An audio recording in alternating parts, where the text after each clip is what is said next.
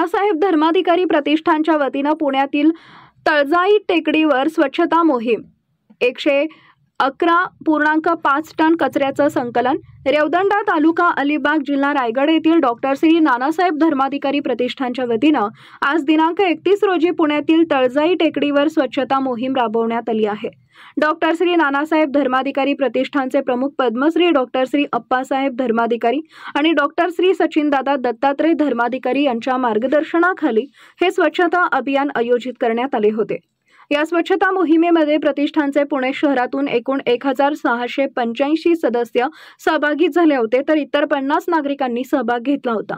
या स्वच्छता मोहिमेमध्ये एकूण 111.5 टन कचऱ्यांचं संकलन करण्यात आले।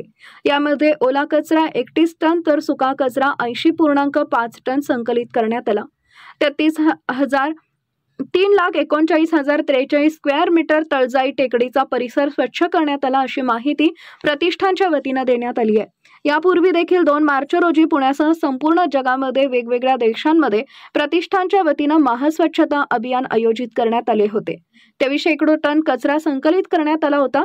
प्रतिष्ठानच्या माध्यमातून स्वच्छता अभियान, रक्तदान शिबिर, वृक्ष लागवड, वृक्ष संवर्धन, विहीर पुनर्भरण यांसारखे अनेक सामाजिक उपक्रम राबवले जातात। यावेळी आमदार भीमराव तापकीर, पुणे महानगरपालिकेच्या पुणे धनकवडी सहकार नगर क्षेत्रीय कार्यालय सहाय्यक आयुक्त श्रीमती रेखा भनगे, महानगरपालिकेचे अधिकारी विक्रम काथवटे, प्रमोद ढसाळ, धनराज नवले, निवासी वनाधिकारी रोहिणी गाडगे, वनपाल विद्याधर गांधीले, वनरक्षक रोहिणी गाडगे, माजी नगरसेवक वर्षा तापकीर, विष्णू हरिहर, बाळासाहेब धनकवडे, महेश वाबळे, रघुनाथ गौडा आदी उपस्थित होते।